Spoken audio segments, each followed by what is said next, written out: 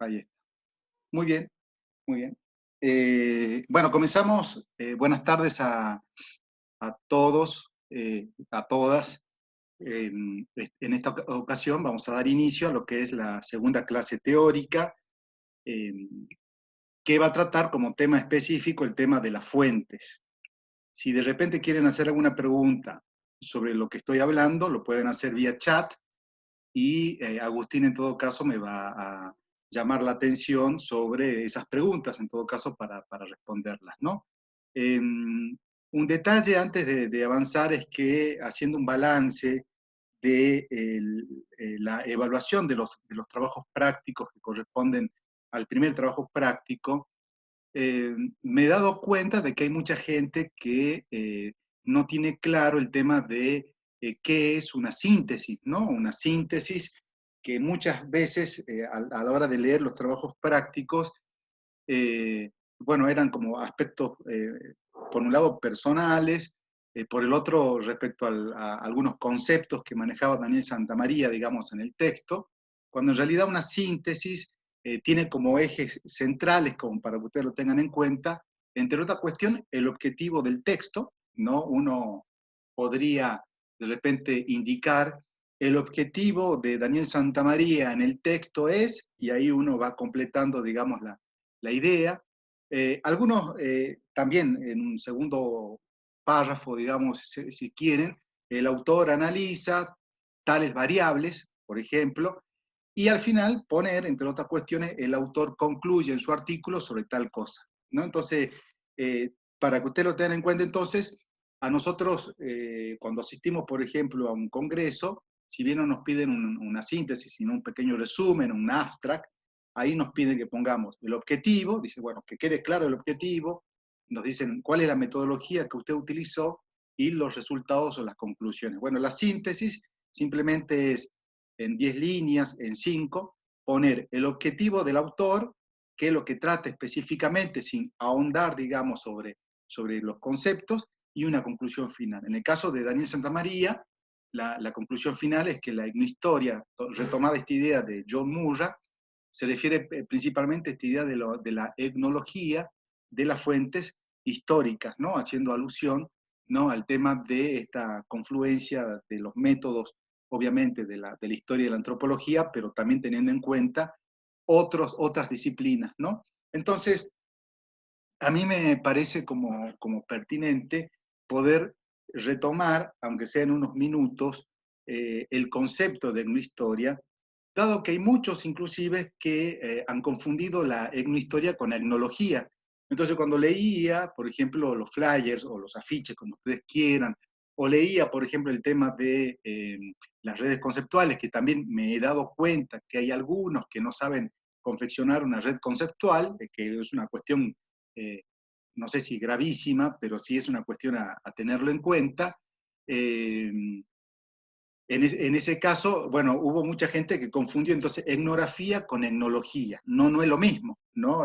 Cuando uno habla sobre perdón, etnología con etnohistoria, no es lo mismo, porque cuando uno habla sobre etnohistoria, si uno retoma ese concepto, el tratado por Daniel Santamaría, decimos en principio que es una disciplina independiente, podemos discutir el tema del objeto de estudio, pero es independiente, y cuando uno habla de la etnología y de la etnografía, en todo caso hablamos de un método, son cuestiones totalmente diferentes. Entonces eso ha ido generando como confusión en muchos, ¿no? No sé si hay preguntas en el chat, a ver, lo voy a abrir también, como para, de repente alguien tiene preguntas. Me parece que es Sí, un aspecto muy pre- importante a tenerlo en cuenta. Sí, pregunta Agus. específica, pregunta específica sobre lo que está planteando, no, pero sí hablan del recuperatorio, que les respondí que al final, esa es la, Sí. la teoría, vamos a hacer esa salvedad también. No, no, ¿O bueno, qué pasa cuando seamos se saca el 70? sí, no, en tiempos de presencialidad nos podríamos enojar con Agustín y que recuperen al final del trayecto, si ustedes querían, ¿no? Pero estamos en tiempos de pandemia, entonces simplemente es por el mismo canal de comunicación que ustedes mandaron el primer práctico, me mandan nuevamente el práctico ya corregido, ¿se entiende? Entonces, una vez que me llegue a mí, que me notifican en el correo, lo abro nuevamente y lo corrijo, no hay problema. Entonces, para que quede claro, entonces digo, y esto que quede constancia y ustedes le avisan al resto de los compañeros que no están. Aquellos que han desaprobado el primer práctico lo pueden recuperar. La manera de hacerlo es volver nuevamente al texto, a las consignas de trabajo y rehacer el mismo y enviarlo por el mismo canal de comunicación, en este caso abierto, que es Classroom.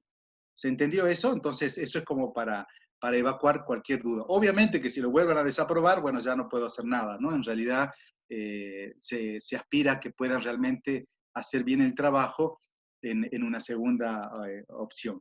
Cuando acá digamos que las actividades tanto planteadas por Agustín como las planteadas por mí, tienen como dos propósitos. En principio, obviamente, trabajar a partir de contenidos mínimos, digamos, si se quiere, el tema de todo un proceso de construcción del conocimiento, como clásicamente se puede decir.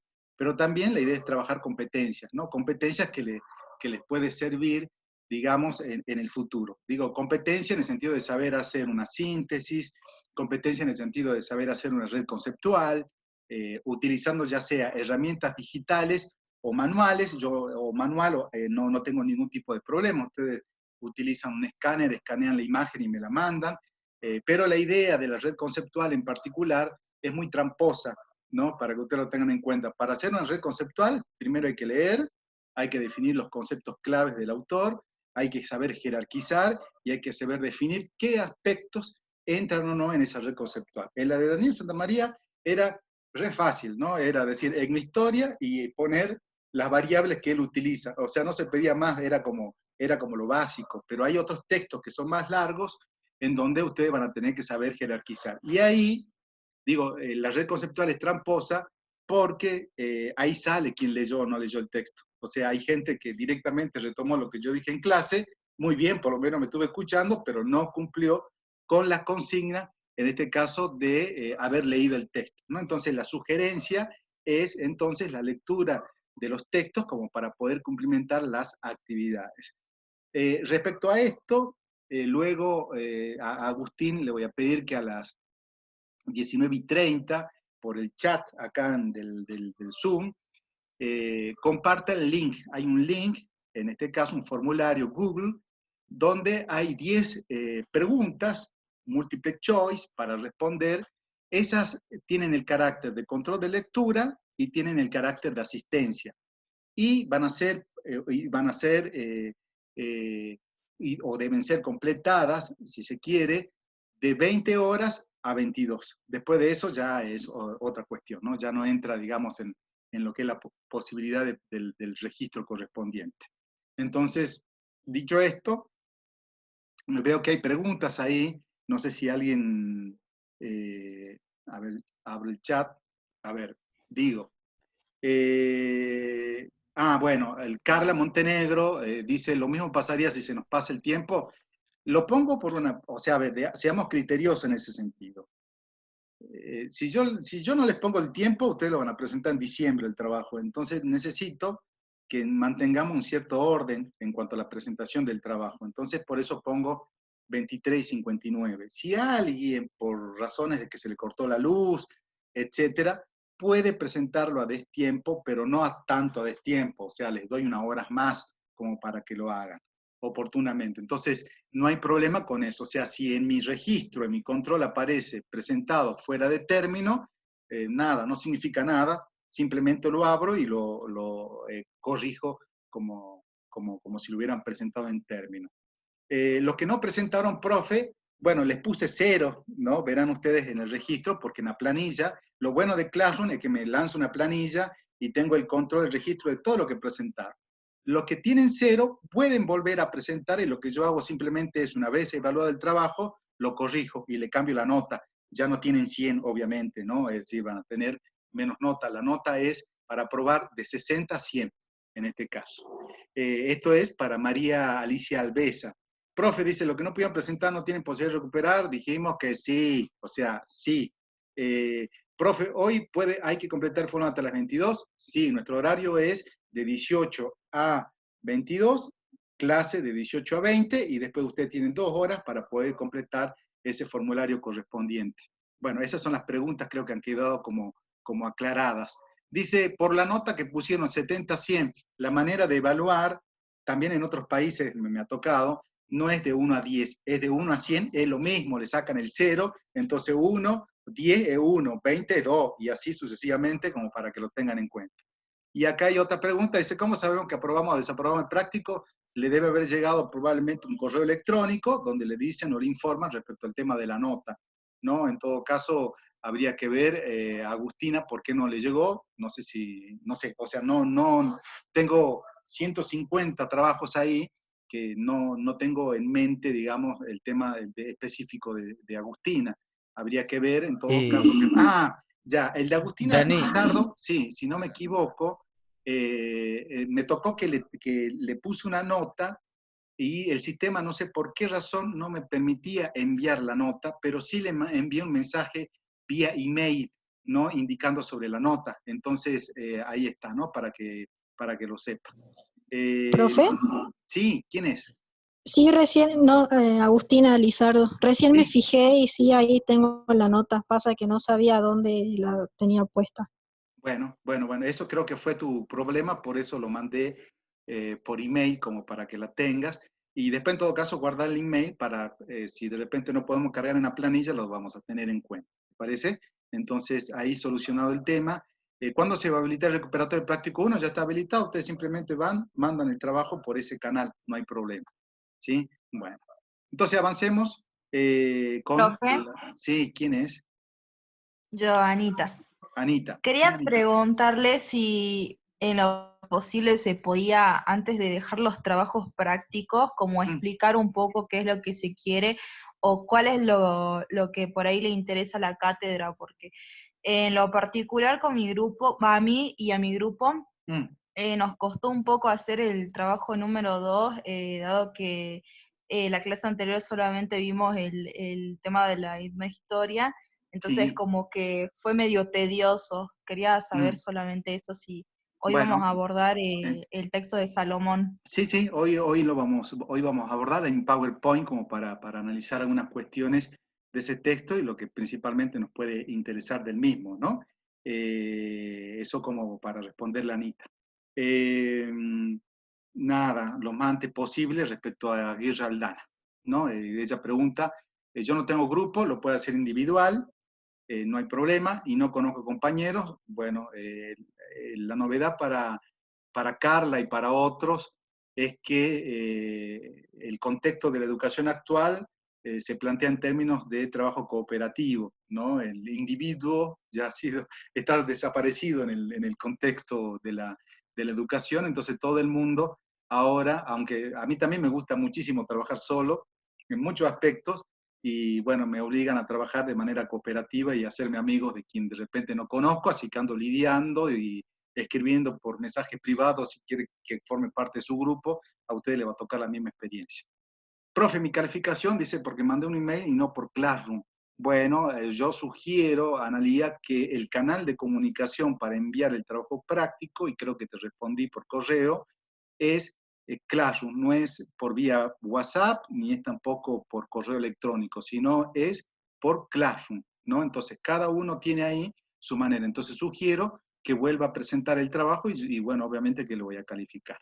Bueno, avancemos Profesor, entonces. Sí, es lo último que voy a consultar porque si no se transforma en una clase de consultas sí, y la disculpe. idea es dis- avanzar con la clase. Sí, Buenas tardes, profesor. Soy Mercedes. Profesor, yo mandé el trabajo, pero no dice tarea calificada, pero no veo la nota o tengo que volverlo a hacer, no entiendo cómo es. Gracias. en todo caso después me escribe por privado en WhatsApp y yo revisamos un ratito Classroom y puede ser que se me olvidó un número por ahí, no sé, no lo sé, o sea, habría que ver, Bueno, gracias. pero la animosidad está de revisarlo, no se preocupe. Muy bien. Entonces, comencemos con la clase de hoy. No tengo mucho tiempo. Es el tema de las fuentes. Eh, como, bueno, esta cuestión de aclarar y todo, ¿no? Digo, entonces, etnohistoria no es etnología. Etnohistoria es una disciplina, independiente si ustedes quieren. La etnología es una metodología, así que no es correcto entonces confundir ambos conceptos. ¿Estamos de acuerdo?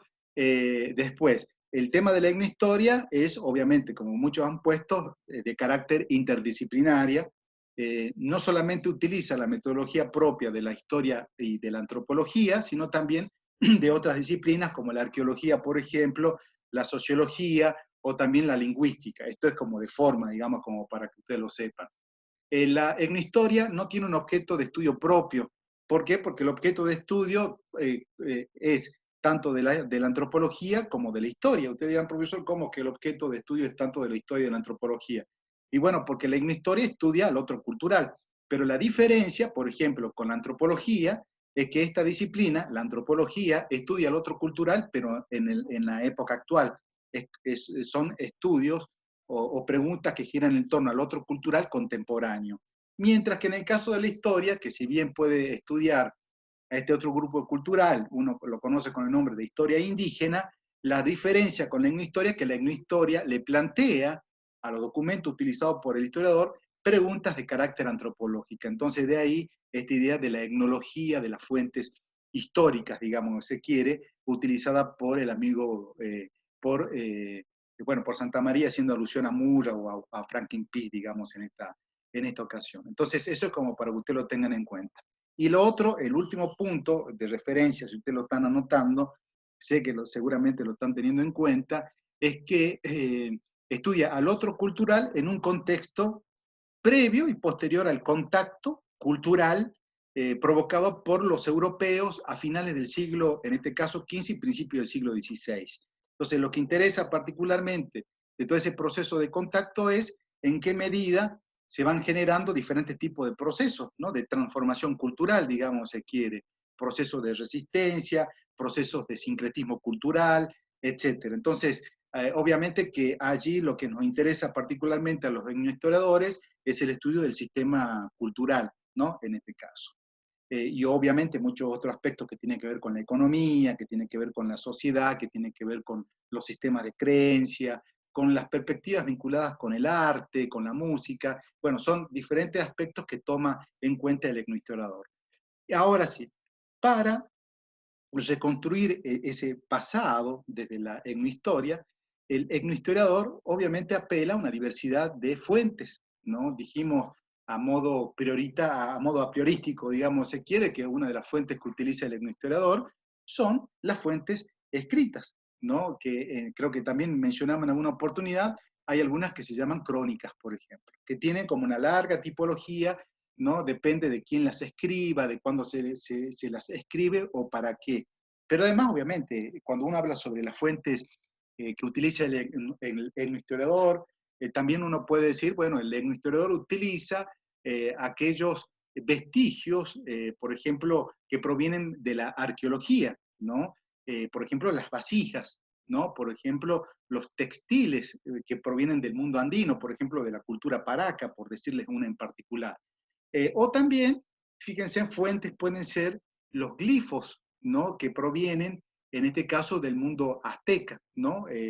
Y todo lo que tiene que ver particularmente con diferentes formas o estrategias de comunicación de estas culturas que han sido organizadas en estado, estoy hablando de los aztecas y de los incas. Entonces, para avanzar sobre esto, en este caso, a ver si... Ahí está. Para avanzar sobre esto, hay como bibliografía para que ustedes puedan de repente buscar, no hace falta que lo anoten, sino es simplemente un ejercicio desde dónde se nutre la presente clase teórica.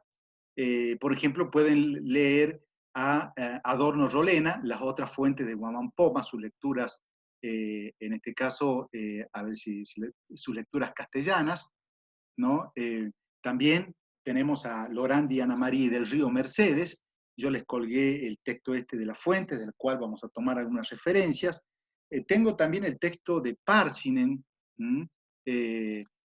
Acá no sé si se ve el texto. Este texto interesante se llama Tahuantinsuyu, el Estado Inca y su organización política. También tengo un libro viejísimo que en alguna oportunidad cuando anduve por Lima me lo compré sin saber qué es lo que contenía, y en este texto hay un artículo que se llama Las Crónicas, de Raúl Porras Barrenechea, escrita en el 74, y también el que ustedes ya conocen, que es el amigo Frank Salomon, Crónica de lo Imposible, nota sobre 3 historiadores indígenas peruanos. Son como las fuentes bibliográficas a partir del cual se pueden ir construyendo, en este caso, la clase, ¿no? Siguiendo con esto, vamos a definir qué se entiende por fuente histórica, y también ustedes pueden decir qué se entiende por fuentes etnohistóricas, fíjense. En primer lugar, ¿qué sería una fuente histórica? Y bueno, sería en principio, fíjense, en todo aquel objeto material, instrumento o herramienta, fíjense, en símbolos o discurso intelectual que procede de la creatividad humana, ¿no? A través de la cual puede inferirse acerca de una determinada situación social a través del tiempo. Esta es una definición de Aróstegui, ¿no? Entonces, fuente histórica puede ser considerada en principio todo aquello que resulta producto de la creatividad humana. Pero en la frase de abajo también vamos a leer que no todo tipo de creación es fuente, ¿no? Hay que contextualizarla y hay que darle una importancia determinada. Entonces, abajo podemos leer también que una fuente es un elemento objetivamente dado, material, procedente del pasado y creado por seres humanos.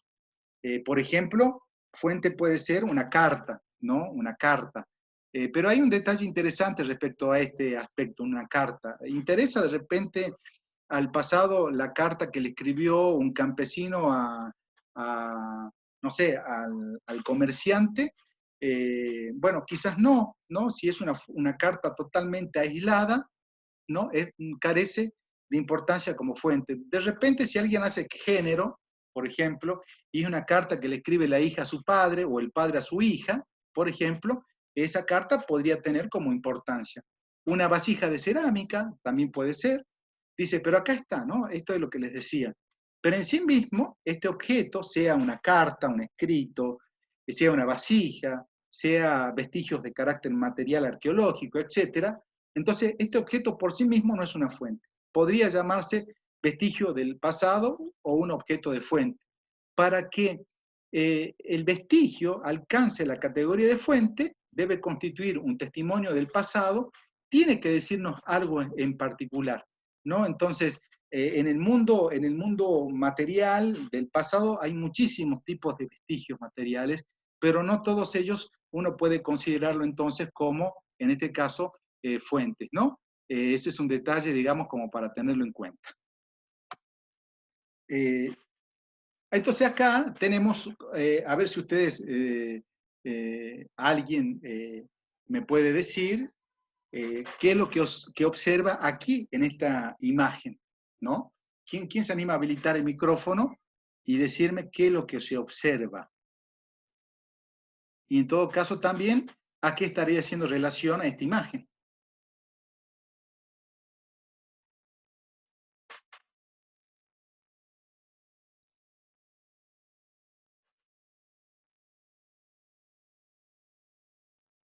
¿Qué hay en la parte central?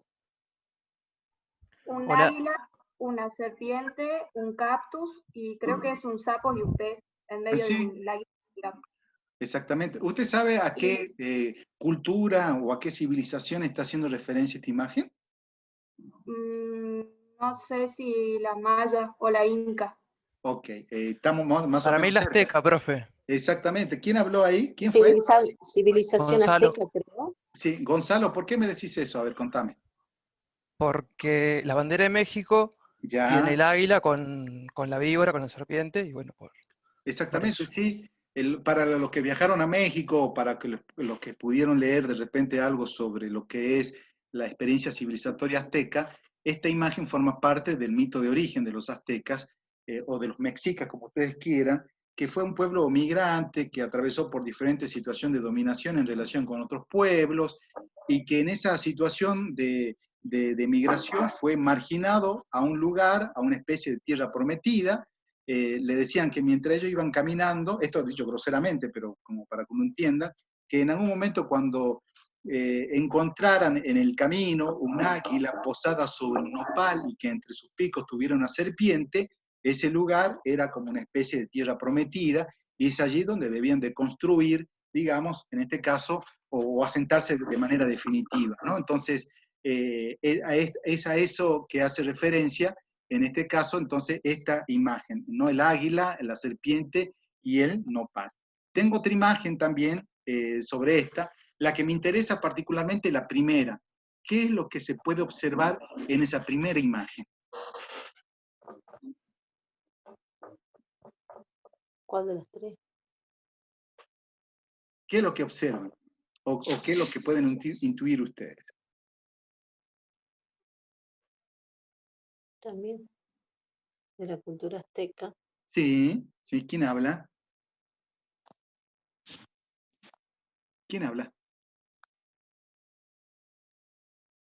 ¿Qué más? Está bien, eso de la cultura azteca está bien. Inclusive ustedes pueden ver hacia el otro costado símbolos que uno llama glifos, ¿no? Que intentan comunicar, ¿no? Es decir, son códigos de comunicación que obviamente no tienen nada que ver con el alfabeto, pero que en definitiva demuestra muy claramente que en el caso de los aztecas habían formas de comunicación y esta precisamente tiene que ver con una de esas formas en particular. Lo que les digo respecto a esta imagen es que en la parte central vuelve a aparecer el águila, el nopal, ¿no? Y esos que parecen, vieron que lo de azul, lo de celeste, si ustedes quieren, en realidad, donde está el águila, eso está representando la ciudad azteca de Tenochtitlán, ¿no? Y esa ciudad fue erigida en el lago, ¿no? Era como una especie de isla, digamos, si se quiere, y la única manera de llegar, en este caso, es a través de cuatro calzadas, que son las que ustedes pueden ver y que van en diferentes tipos de direcciones, ¿no? Estas cuatro calzadas obviamente vinculaban a la ciudad de Tenochtitlán con otras ciudades. Por ejemplo, la ciudad ¿se acuerdan que la vez pasada habíamos visto una imagen que alguien había retomado en su trabajo práctico, la ciudad de Tlatelolco, una ciudad con funciones netamente comerciales, ¿no? Entonces, ese es un detalle que me interesaba que lo vieran. Y esto también, bueno, hace alusión al tema de la famosa escritura de los aztecas, hace alusión al tema de la importancia de los escribas, porque obviamente no todo el mundo, en este caso, manejaba en algún sentido todos estos símbolos, sino un sector que era privilegiado, ¿no? En este caso, lo que ustedes pueden ver entonces, que esta idea de que eran pueblos ágrafos, definición de la etnohistoria que la habíamos descartado en un primer momento, en esta oportunidad se ve muy claramente que estas sociedades, como en el caso de los aztecas, habían generado sistemas de comunicación, obviamente distinto al tema del alfabeto, que uno conoce particularmente, pero todo con un claro sentido comunicacional, digamos, se quiere, ¿no? Entonces, acá también les traje como fuentes, ¿no? Porque lo que estamos haciendo es ver el tema de esos vestigios, ¿no?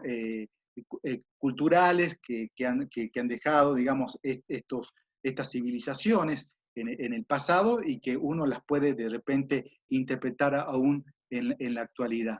Esto de acá, para los que viajaron al Cusco, por ejemplo, bueno, esta simbología fue encontrada precisamente en el Coricancha. Actualmente está el Templo de Santo Domingo, y ha servido muchísimo como para comprender la modalidad de las relaciones de género que se dan en el mundo andino, ¿no? Esta idea central de la relación entre hombre y mujer, ¿no? Esta idea de la complementariedad que hay entre los sexos, entre hombre y mujer, y ese equilibrio que se genera entre el hombre y la mujer de los Andes particularmente, se traduce en esta imagen que ustedes pueden ver acá, cuando uno piensa en la idea del paralelismo de género, ¿no? Además de una jerarquía de género claramente establecido aquí. Por ejemplo, está Inti, que es el sol, fíjense, y está Quilla, que es la luna, ¿no? Y debajo del sol, obviamente, hay toda una jerarquía, ¿no? Digo, Venus del amanecer, por ejemplo, o este es Lucero de la mañana, como ustedes quieran. Debajo del sol también estaría, o lo ubicaríamos al Inca, y debajo del Inca, bueno, al hombre del común. En el caso de Quilla, debajo está Venus del anochecer, perdón, y en todo caso la estaríamos ubicando a la Colla, ¿no? En esta oportunidad también lo que se observa en una parte central es Viracocha, que es un dios andrógino. Lo digo así como rápidamente, como para que ustedes tengan en cuenta, en principio, cómo se pueden analizar estas fuentes, ¿no? O el tema del valor de estas fuentes a efectos de objetivos de estudios de carácter etnohistóricos, digamos, si se quiere, ¿no? Y en esta ocasión también les presento, por ejemplo, estas vasijas, está acá, que después lo va a ver muy bien el amigo Pärssinen, es un quero.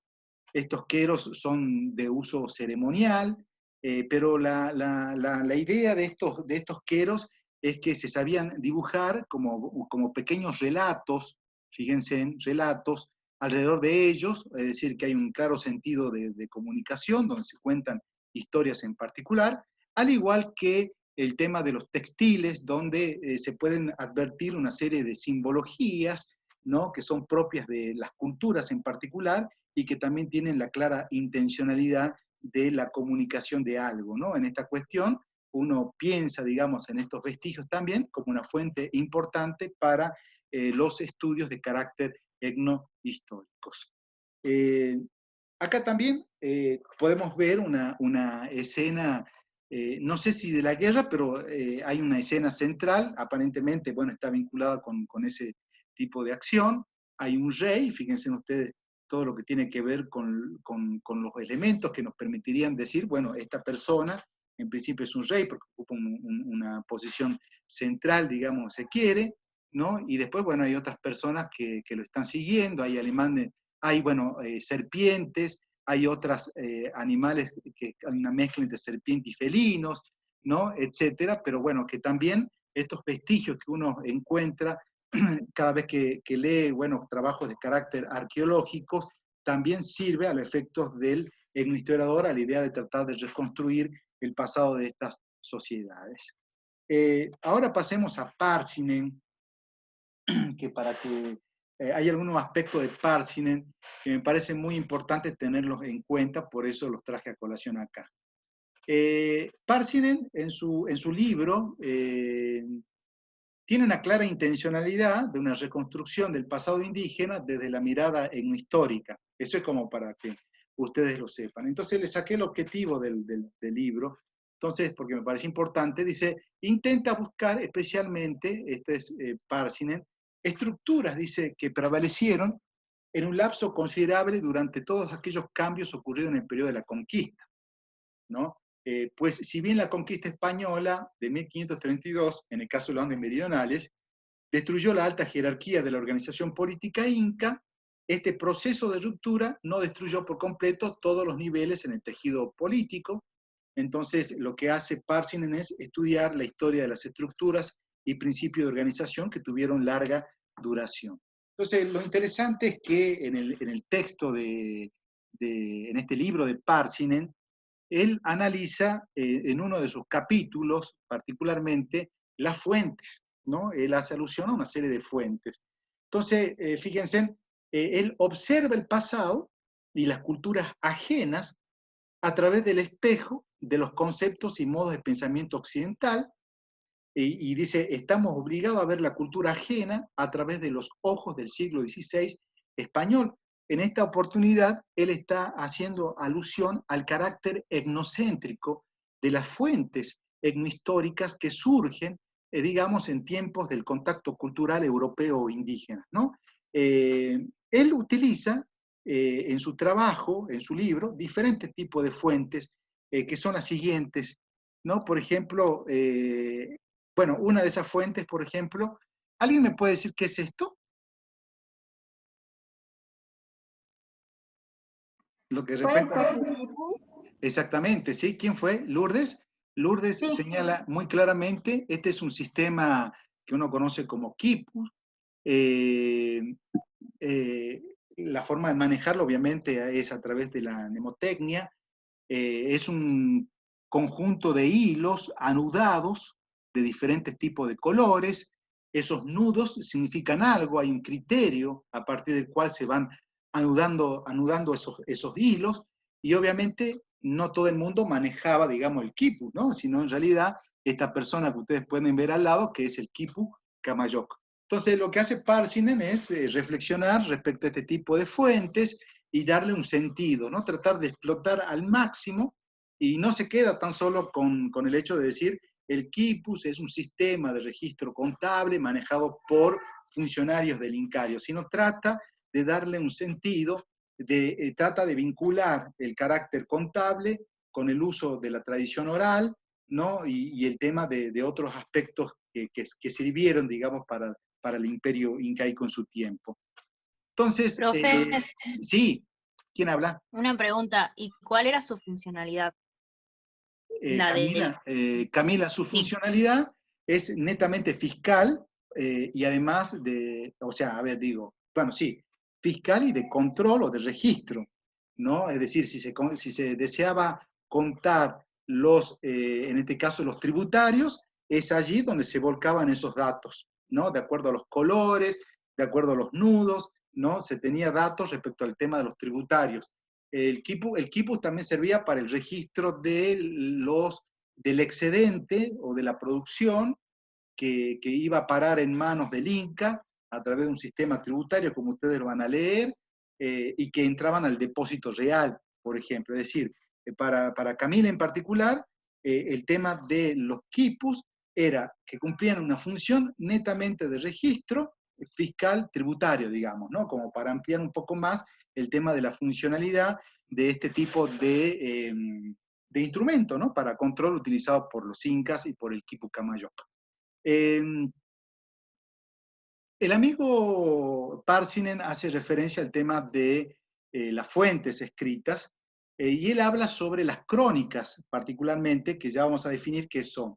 Y respecto a las crónicas, dice, pocas crónicas fueron publicadas en el siglo XVI y XVII, más bien las que comienzan a salir a luz en mayor cantidad son aquellas que se escriben en el siglo XIX y en el siglo XVIII, ¿no? Y la mayoría, como características, si ustedes quieren anotar, de estas crónicas, tienen en cuenta el mundo incaico, ¿no? Y la particularidad es que al retomar el mundo incaico o al interesarse particularmente por el Estado incaico, dejan de lado otras realidades, ¿no? Que no tienen que ver con la cuestión imperial. Digo, ¿qué pasa con aquellas comunidades que están ubicadas en áreas periféricas? Bueno, el tema es que se está tratando de buscar información, obviamente fuentes escritas, que permitan aventurar, digamos, sobre el pasado de esas comunidades que tuvieron fuera de los ámbitos, digamos, se quiere, del imperio incaico o del imperio azteca, ¿no? Algunas fueron como escritas, dice, o publicadas por primera vez, el tema de la crónica y buen gobierno de Huamampoma de Ayala, por ejemplo, en el 36, esa fue publicada por primera vez, la historia general del Perú de Martín de Murúa en 1987, y la suma narración de los incas de Betanzo en 1987. Digamos, en este caso, lo que habría que situar es en qué contexto histórico fueron escritas estos textos, que sirven obviamente de insumo para el etnohistoriador, ¿no? Poco tiempo dice que historiadores contemporáneos han invertido en buscar nuevas fuentes, ¿verdad?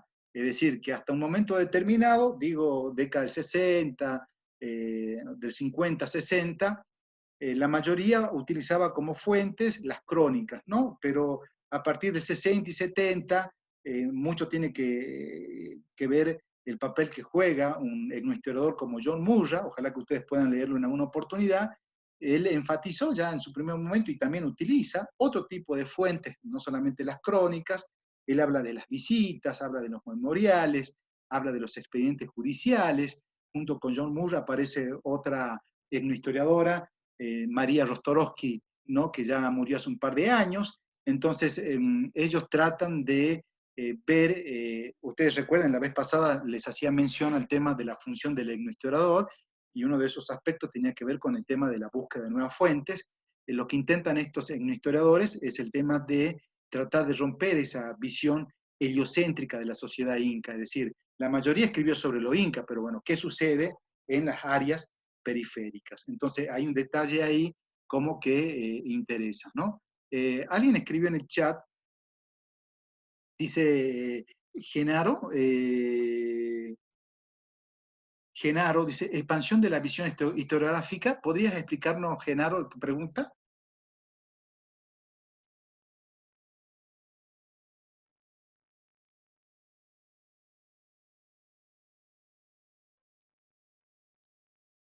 Bueno, no, sigamos en todo caso, a ver si Genaro escribió. Ahí respondió. Ah, ya, bueno, él dice que está en el bondi, profe, yo ya le escribo, dice, bueno, en todo caso, como para ampliar un poquito el tema de su pregunta, ¿no? Expansión de la visión historiográfica. En todo caso, no sé si le respondo, pero el tema de abrir el campo de expectativas en la búsqueda de nueva documentación, obviamente va a permitir una nueva mirada en cuanto a reconstrucción, digamos, de la historia de estos pueblos en tiempos de contacto, desde el punto de vista de los históricos, ¿no? En este caso, obviamente, se produce toda una renovación respecto a los intereses de la historia en particular.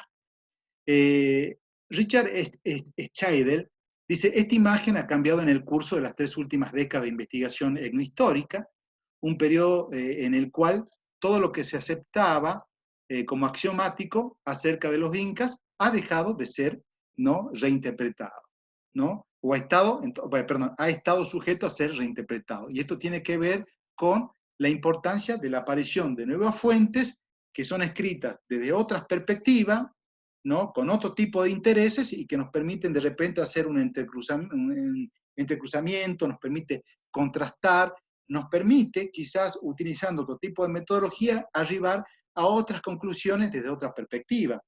Digo, no es lo mismo el escrito de Huamapoma de Ayala, por ejemplo, que ustedes han leído en alguna oportunidad, o en todo caso se los digo. Huamapoma de Ayala es un curaca del interior.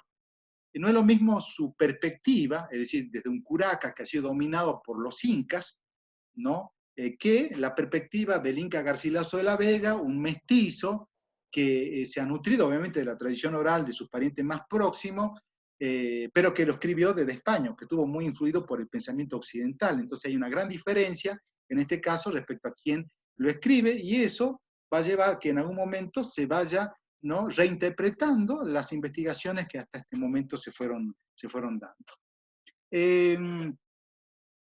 Hay como, dice, el conocimiento no basado en las fuentes y la práctica de copiar fuentes más tempranas. Hay un detalle bien interesante ahí que menos mal que tengo el libro acá, que ya lo voy a traer a colación. Primer problema, dice, el conocimiento no basado en las fuentes afecta una investigación histórica. Buenísimo, ¿no? O sea, no, o una investigación etnohistórica, ¿no? No puedo inventarme una realidad, o sea, o no puedo, digo, cuando uno lee, por ejemplo, inclusive las novelas históricas, ahora que estoy leyendo a Isabel Allende y ahora que va a sacar un libro también, que ya mañana me lo voy a comprar ese último libro, si está en librería, ella hace novela histórica. Lo interesante es que se basa, cuando escribe su novela histórica, en fuentes, digamos, ¿no? Pero no deja de ser una novela, o sea, no deja de ser una invención, ¿no? Es bien interesante ese aspecto. En cambio, el tema del historiador, del antropólogo o del etnohistoriador, estamos hablando de un científico que se rige bajo una metodología de investigación. Y obviamente el tema de las fuentes cumple un papel muy importante a la hora de la reconstrucción etnohistórica, digamos. Entonces, esto lo dice la amiga Adorno, que les había mencionado anteriormente. Un segundo problema de las crónicas del siglo XVI y XVII, esto también dice, radica en la práctica de copiar fuentes más tempranas y presentar información como propia, ¿no? Esa es una característica de las fuentes. Digo, el plagio no está presente solo en la actualidad, ¿no? Cuando uno lee una tesis, dice, che, pero, o no, la mete en un programa y dice, che, pero vos has plagiado esto, no has nombrado o no has citado correctamente, ¿no? Entonces uno llama la atención y devuelve el trabajo y diga, bueno, cite, ¿no?, al autor. Bueno, en aquel momento también pasaba lo mismo, ¿no? Es decir, hubo gente que de repente escribió una crónica desde Europa y jamás pisó suelo americano. ¿Y qué pasó? Es que leyó las obras de otros cronistas y obviamente se nutrió de las mismas y fue escribiendo esas obras con un producto final. Entonces lo que hace el amigo Pärssinen precisamente es ir comparando algunas crónicas, llamando la atención sobre la naturaleza de esos escritos que en realidad son como copias, ¿no?, de otras copias. En particular, uno puede decir el propio Fray Bartolomé de las Casas, que ustedes van a sentir nombrar, él también, digamos que utilizó como referencia otro tipo de fuentes sin citarlo. Entonces, Ese es un detalle como para que ustedes lo tengan en cuenta cuando analizamos el tema de la naturaleza, en este caso de las fuentes, en este caso de las crónicas. Les leo un pedacito como para comparar. Román y Zamora, él escribe en 1575, dice lo siguiente. Dice, esta era un género de nudos, hablando del quipu, este era un género de nudos hechos en unos cordones algo gruesos, a manera de pater noster o de rosario, o nudos de cordón de San Francisco, por estos contaban los años. A ver si tenemos acá, ¿no? Hablando de este objeto. Dice, contaban los años, los meses y días, y por esto hacían unidades, decenas, centenas y millares. Y para que las cosas que querían contar diferenciase, hacían nudos mayores y menores y con diferencia de colores, de manera que para una cosa tenían nudo colorado y para otra verde o amarillo, y así iba lo demás. Esto escribe entonces Román y Zamora. Morúa dice, este era un género de nudos hechos, como dicho es, en unos cordones algo gruesos a manera de paternoster o de rosario o nudos de cordón de nuestro Padre San Francisco. Por esto contaban los años, los meses y días. Si uno mira, es lo mismo. Es decir, Morúa, su trabajo, es escrito en 1609, ¿no? Y retoma esa idea como si fuera propia. Y el amigo Bartolomé de las Casas, que escribe una obra, su obra en 1559, fíjense, dice, ¿no? Y eran unos nudos en unas cuerdas de lana o algodón, unos cordeles son blancos, otros negros, otros verdes, otros amarillos y otros colorados. En aquello hacen unos nudos, unos grandes y otros chicos, como de cordón de San Francisco, de unidades, decenas, centenas y millares. Entonces lo que él llama la atención Parsinen particularmente es el tema de las fuentes, ¿no? Que fuimos como ya tirando algunas ideas. Uno dice, las fuentes son de carácter etnocéntricas. Hay que tener cuidado con la fuente, y ahí entra la heurística, en el tema de que no muchas de ellas son originales, sino en realidad son copias de otras crónicas o de otros escritos, ¿no? Entonces, llega a decir el amigo Parsinen la siguiente conclusión. Dice, resulta sugerente releer y continuar el estudio cuidadoso de nuestras fuentes clásicas, ¿no? Una sugerencia en principio, pero también dice él que se debe de prestar mayor atención a la búsqueda de nuevas fuentes, como pueden ser las visitas, las probanzas, títulos de tierra, entre otros. Estoy buscando para ver el tema de la hora, si no me paso, son 18:51. Muy bien. También él tiene en cuenta, después lo vamos a profundizar de todas maneras, esto de visitas o visitación, otro tipo de fuentes, dice el significado de una inspección e interrogatorio de carácter administrativo para facilitar acciones de carácter administrativo, por ejemplo. Mencionaba a los chicos esta mañana, cuando veíamos también en otro curso este tema, que mi tesis de maestría giró en torno a una famosa visita escrita en 1569, que es la visita de Garcidiez de San Miguel, para el caso de las comunidades lupacas en el reino Aymara, ubicado en la cuenca del lago Titicaca, por ejemplo. Dicen, las primeras visitas se hicieron con rapidez y se recolectaba información en los registros locales y que guardaban los quipus. Lamentablemente el tema de las visitas no hay muchas, hay algunas tan solo que están publicadas, quizás se puedan descubrir otras y que seguramente van a ser publicadas en su tiempo. En 1540, por ejemplo, habían visitadores que recibían instrucciones específicas sobre qué preguntar, indagaciones que debían de realizar, ¿no? A través de las visitas, de carácter entonces fiscal administrativo, se describe la organización sociopolítica local, ¿no? Eso es un aspecto entonces bien interesante a tener en cuenta de las visitas que van a ser retomadas enseguida.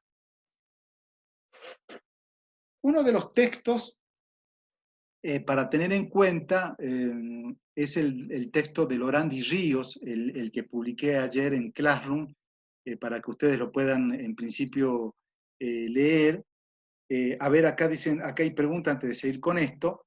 El Inca Garcilaso de la Vega dice, se bajó en relato de su propia familia y su propia vida como fuente histórica. Ser una fuente... sí, en realidad él se nutre de la información de los parientes de su madre, ¿no? Recuerden ustedes, todo por tradición oral, ¿no? En esta oportunidad. Y cuando uno habla sobre tradición oral, también hay que tener mucho en cuenta de que la tradición oral está sesgada, ¿no? Es decir, intenta siempre beneficiar a un linaje, a un grupo, a un sector social en particular. Entonces, en este caso, obviamente lo que escribe Garcilaso de la Vega está sesgada en función a los intereses de un sector en particular. Y dice, hay una pregunta de Camila, ¿los visitadores eran personas pertenecientes a la misma comunidad o ajenos? Muy buena la pregunta.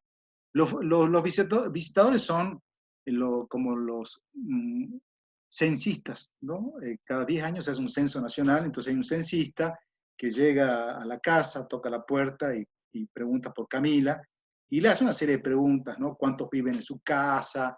En aquel momento se preguntaba cuánto se pagaba de tributo al Inca, cuánto se pagaba de tributo al encomendero, qué tipo de recursos tenía en la comunidad, cuántos habitantes habían. Entonces, los visitadores eran funcionarios reales, ¿no? Es decir, que cumplían específicamente esa tarea que era la de visitar una comunidad determinada con propósito censístico, y obviamente la información que provenga de esos censos servían a los fines fiscales. Entonces, a partir de ahí, la corona decía, bueno, a esta comunidad no le vamos a aplicar tributo en oro y plata, sino en cobrarles, por ejemplo, lana de llama, porque su recurso más importante es la llama, por ejemplo. Entonces, los visitadores juegan un papel muy importante, obviamente también hay que decir, ¿no? Es una tarea no fácil, porque también depende del buen humor del curaca o del jefe étnico, y así también de la predisposición de aquellos que son censados, digamos, ¿no? Entonces, ahí está la referencia respecto a lo que pregunta Camila. Hay el texto que voy a analizar ahora es el de Lorandi Ríos. Ella, para que ustedes lo tengan en cuenta acá, habla como de diferentes tipos de fuentes. Acá lo tengo. Acá. Lo tengo al libro, si quieren ustedes, también digital. Ella habla específicamente sobre las fuentes andinas, ¿no? Entonces, ella dice que las fuentes pueden clasificarse de diferentes maneras, según su origen, es decir, respecto a si surgen a principios de la conquista o en tiempos toledanos. También habla sobre sus objetivos, ¿no? Ella dice, existe un enorme corpus documental, ¿no? Que está compuesto por crónicas y por otro lado también por papeles que tienen que ver con expedientes judiciales, administrativos, religiosos, privados, etc. Y a partir de esa idea de ese enorme corpus documental, lo que ella hace es establecer una tipología, ¿no? Va diciendo, bueno, las crónicas se clasifican en tal cosa, las visitas se refieren a esto o aquello. Entonces, esa es la idea como para que ustedes lo tengan en cuenta. En lo que se refiere a las crónicas, fíjense, hay dos grandes grupos de crónicas, ¿no? Digo, para que lo entiendan, las crónicas son informes, ¿no? Son informes que tienen un propósito en particular. Las redactadas por europeos, y las que fueron escritas por mestizos o indígenas. Ahí tenemos entonces dos tipos de crónicas. Y estas últimas, ¿no? Las de los indígenas, se van a dividir en tres grupos, ¿no? Después ustedes me van a decir, en todo caso, las que ustedes leyeron en Frank Salomon, en dónde de estas categorías se van ubicando. Por ejemplo, la primera son aquellas crónicas, o escritos, o informes, como quieran, que fueron escritas por autores que tenían suficiente ilustración como para escribir en español, ¿no? Tenemos B, fíjense, la de aquellos que recurrieron a terceros para expresar sus ideas, ¿no? Quizás hablaban quechua y había un clérigo que hablaba ese idioma y fue escribiendo en función a lo que le dictaban. Y por último están las informaciones recogidas entre los indígenas con objetivos religiosos, políticos, etc. Ahora, lo de Franz Salomon es bien interesante porque él habla sobre estos cronistas indígenas y yo le nombro a uno y alguien me dice, por favor, en dónde se ubicaría entre estas tres categorías. Cuando uno habla sobre Titu Cusi, ¿no? Titu Cusi, ¿a cuál de estas tres categorías o grupos o en cuál de estas tres categorías o grupos lo podemos ubicar? ¿Quién se anima? En la B, Muy bien, ¿quién es? ¿Lourdes? ¿Lourdes? no, Candelaria, Ah, ok, Candelaria. Exactamente, Candelaria. ¿Por qué? porque en el texto Mm, explica que el autor tenía como mediador a un cura que lo ayudaba a escribir. felicidades. Excelente, excelente. Sí, sí.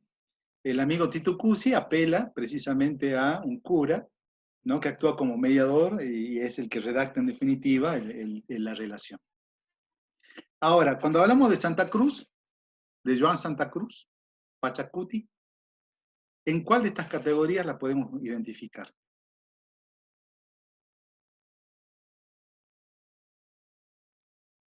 ¿En la A o la B?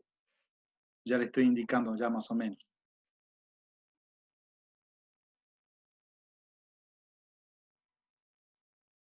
¿Qué dicen ustedes? Macarena dice en la A, exactamente, ¿no? El amigo Pachacuti era un hombre ilustrado y entonces es el que escribe. Bueno, Camila también levanta la mano. Y el escrito bueno, ya queda una sola opción, así que, ¿y el manuscrito de Guarochiri entraría en cuál? En la C, profe. En la C, muy bien, en la C, ¿no? Que tiene obviamente claros propósitos religiosos en particular y sirve al efecto de justificar las campañas de extirpación de idolatrías que se dan en lo que es el arzobispado limeño en esta oportunidad. Y bueno, y ahí en el texto de Salomón entra la discusión respecto a quién la escribió y todo lo demás, ¿no? Pero bueno, ahí está bien ubicado por parte de ustedes respecto a esto, ¿no? Fíjense, estamos haciendo un ejercicio bien, bien interesante. Respecto a las crónicas españolas, acá tenemos una serie de características que me gustaría que ustedes la vayan teniendo en cuenta, ¿no? Obviamente que quien las escribe, digo, a ver, voy a tomar otro texto, que es el de Porras Barrenechea, este de acá. Porras Barrenechea, este es un detalle como para que ustedes lo tengan en cuenta. Las crónicas no son sui generis del mundo americano, sino que en realidad las crónicas uno ya las puede situar en el medioevo, ¿no? Se caracterizan por ser estas narraciones, en principio, en donde se van repitiendo de carácter sistemático, digamos, se quiere, una sucesión de hechos y batallas, ¿no? En principio, estas crónicas, las del medioevo en particular, y también uno las puede comparar con las que se dan en el siglo XVI en América, no pretenden juzgar ni encontrar una idea general ni una explicación reflexiva sobre las causas. Es decir, simplemente la tarea de las crónicas es la recolección de datos y la descripción meramente, ¿no? En esta oportunidad. ¿Por qué por qué surgen estas crónicas? Bueno, porque hay una ordenanza, una famosa, bueno, un paquete de ordenanzas o una ordenanza como ustedes quieran, que hablan sobre la necesidad de que toda hueste conquistadora que avance territorialmente debe llevar sí o sí un cronista. Entonces el cronista debe estar al efecto de relatar. Entonces, lo que dicen, así dice, ¿no? Dice, las ordenanzas sobre la conquista y descubrimiento, cada vez más humanas y previsoras, prescriben que los aventureros que van a su costa y munición en búsqueda de nuevas tierras, lleven consigo, fíjense, un veedor que haga la descripción de la tierra, ¿no? Entonces, acá es gracioso el tema de la descripción de la tierra, ¿no? Los cronistas, ¿cómo hacían para describir, no? Eran como muy simples, ¿no? A la hora de recolectar la información. ¿no? Respecto a la toponimia, por ejemplo, en general, cuando uno lee esas crónicas que uno llama la del descubrimiento, ponían un valle, un río, un pueblo cercano, y en relación a los héroes de la gesta, un mensajero, un capitán, un cacique. Es decir, eran muy escuetos, ¿no? A la hora de la descripción, que brindan, ¿no? Esos datos que pueden ser obviamente considerados como importantes, pero son como datos muy generales, digamos, si quiere, ¿no? Estas crónicas, la que uno puede llamar la del descubrimiento, la del primer momento, donde se da la conquista particularmente, tienen una clara, en este caso, intención denigrativa hacia los indios, ¿no? Entonces, uno puede observar particularmente cómo se va generando estas ideas o estas valoraciones desfavorables hacia los indios, fíjense, ¿no? Un detalle interesante, bueno, acá está, ¿no? Estas valoraciones desfavorables hacia los indios. Fíjense, a ver si yo les puedo mostrar, dejo de compartir acá un ratito, les quiero mostrar un texto que me sirve mucho. Ahí está. Les quiero leer, no es un cronista, obviamente, pero ha jugado un papel muy importante en la discusión respecto a la condición jurídica del indio en el periodo colonial. Había toda una disputa dada en orden teológico y filosófico con el claro propósito de definir si el indio podía ser sometido a la esclavitud o no, ¿no? En este caso, la corona se define hacia el indio como tributario de la corona.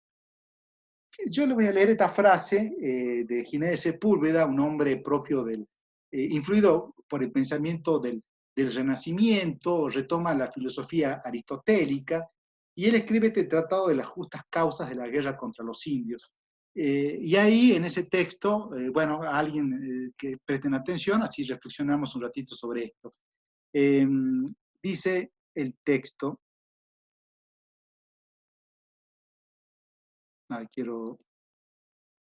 bueno, ahí está.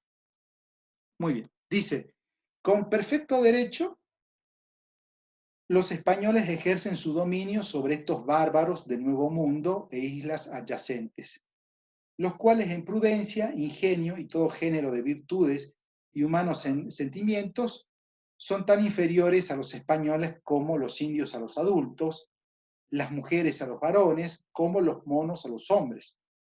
La pregunta es, ¿qué mayor beneficio y ventaja saludable pudo acaecer a estos bárbaros que el quedar sometidos al imperio de quienes con su prudencia, virtud y religión los han de convertir de bárbaros y apenas hombres en hombres civilizados, en cuanto pueden serlo de viciosos en honrados y probos, de impios y siervos de los demonios, en cristianos y adoradores del verdadero Dios y de la verdadera religión? Bueno, esto escribe el amigo, bueno, no tan amigo, pero Ginés de Sepúlveda, que merece como una breve reflexión respecto a esto que les mencionaba sobre el tema de las valoraciones desfavorables hacia los indios, ¿no? ¿Qué me dicen ustedes? ¿Cuáles serían, acá en este pedacito de texto, las valoraciones negativas respecto a los indios?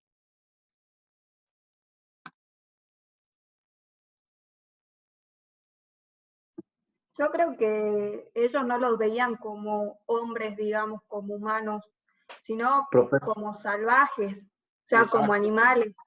Bueno, y me parece bastante violento el pedacito de texto, pero es eso. Y también ellos los consideraban profanos porque los indios tenían muchos dioses. Sí, sí. Entonces, sí. Sí, sobre todo cuando comienza hablando de los indios como bárbaros y describiéndolos como monos. Son dos descalificaciones de las mayores que se puede hacer respecto de una persona. Sí, sí, sí, exacto, ¿no?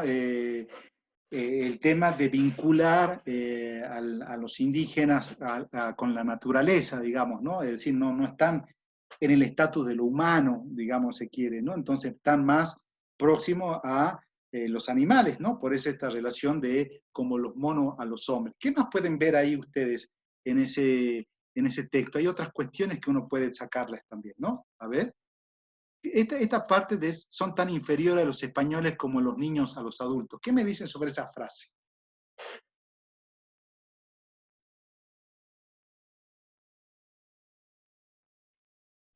Profe, termina siendo todo lo que hoy decimos que es adultocentrista, patriarcal, especista, todo junto, es como no sé, como una dominación por todos lados. Sí, la idea acá aparece como el indio, como un menor de edad, ¿verdad? Entonces, al ser menor de edad, está sujeto, digamos, a la tutela, en el caso de los niños, qué sé yo, a la tutela de los mayores, ¿no? Es muy gracioso cuando uno lee las libretas, ¿no? Dice, firma del padre o tutor, y el tutor es el que se hace responsable y el que define precisamente, ¿no?, la vida de estos niños, ¿no? Entonces, es una infantilización del indígena que promueve y justifica, digamos, se quiere, que el Estado, que en este caso que la corona española, que el encomendero o que el hacendado, en todo caso en el siglo XVII, ejerzan el tutelaje sobre estos y definan gran parte de su vida, ¿no? Entonces acá queda clarito esa idea de la infantilización del niño. Profe. ¿Sí? Sí. Perdón que me interrumpa. Acá también estaba leyendo de vuelta y ellos veían como un beneficio el someterlo a los indígenas, digamos, a los aborígenes, como que le hacían un favor a civilizarlos. Exactamente, sí, sí, hay toda una idea. Bueno, acá un detalle importante es que la conquista y colonización juega un papel fundamental en la constitución de lo que es un proyecto hegemónico como es el de la modernidad. Sí, sí, ¿quién habla? Matías. Sí, Matías, contame. Profe, no sé si tendrá algo que ver, pero en la parte de que dice son tan inferiores a los españoles como los niños a los adultos, me suena así como a un tema de estatura más que nada, pero no sé si tendrá también que ver en eso. Puede ser, pero más que otra cosa con el tema de que los niños son como menores de edad, ¿no? Esa es la palabra que se maneja ahí para señalar el estatus o la condición jurídica. En el contexto colonial, Dani, sí. Para sumarle a esto, ¿no? Y a los chicos hay que entender que estábamos en la edad moderna y cómo era concebido los indios, los niños en esa edad, digamos, por eso lo retoma que el niño el indio es concebido como un niño, ¿no? Porque había un concepto de infancia, recién se está gestando el concepto de la infancia, es un concepto que viene propio de la modernidad, donde el niño no estaba preparado, ¿sí? Y que necesitaba el adulto este andamiaje para estar preparado para la vida. Entonces, por ahí este texto retoma eso, la concepción de la infancia, ¿no? Sí. Y que necesitaba de la escuela para lograr el objetivo de vida y todo esto, ¿no? No sé si lo habrán visto en alguna materia, pero bueno, justamente puedo sumar esto, ¿no? El concepto de la infancia. ¿Cómo es? Buenísimo. Voy a retomar, además, agradeciendo a Agustín, la idea de Alejandro Lera. Él dice, él plantea la superioridad de raza, muy bien, excelente, digamos, en el sentido de que la Europa, a partir de la conquista y colonización, cambia su percepción, ¿no? Es una Europa que había estado sumergida, digamos, en el medioevo, en una etapa oscura, ¿no? Uno dice el oscurantismo medieval, donde el centro del mundo no era Europa, sino en aquel momento era el centro, el mundo cristiano en el cercano Oriente, en Jerusalén particularmente, pero con el descubrimiento de otras culturas a partir de esta experiencia de contacto cultural, la Europa se comienza a autodescubrir, fíjense, como superior en términos culturales y en términos raciales, ¿no? Un detalle bien interesante como para que ustedes lo tengan en cuenta. A ver, ¿quieren ver otra imagen? Les muestro otra imagen. Esta de acá es una frase extraída de quien discute con el amigo Bartolomé con el amigo Ginés de Sepúlveda. Estamos hablando del fray Bartolomé de las Casas, en esta brevísima relación de la destrucción de las Indias de 1552. Fíjense acá, esto como para ver ustedes en qué medida uno puede reflexionar sobre las fuentes de carácter etnohistóricas, ¿no? Dice, entraban los españoles en los poblados y no dejaban niños, ni viejos, ni mujeres preñadas que no desbarrigaran e hicieran pedazos. hacían apuestas sobre quién de una cuchillada habría un indio por medio, o le cortaba la cabeza de un tajo, arrancaban a las criaturitas del pecho de sus madres y las lanzaban contra las piedras. A los hombres les cortaban las manos, he leído un texto que habla sobre eso, y a otros los amarraban con paja seca y los quemaban vivos, ¿no? Y les clavaban una estaca en la boca para que no se oyeran los gritos. Dice, soy testigo de todo esto y de otras maneras de crueldad nunca vistas ni oídas. Y acá hay un dibujo, a ver si achico un poquito, si ustedes lo pueden ver, ahí está. A ver, escucho opiniones sobre esta imagen, digo, ¿qué es lo que ustedes pueden observar de esta imagen?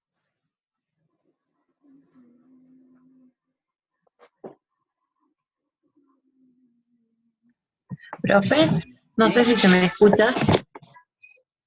Perfecto, perfecto. Creo que tanto en la imagen como en los dos fragmentos, digamos, lo que se puede ver es que es el español, como en la figura del conquistador, el único sujeto de derecho, digamos. Bueno. El indio está despojado de todo derecho, no hablemos de dignidad, hablemos de vida. Sí, sí, perfecto. ¿Qué es lo que observan ustedes de la imagen?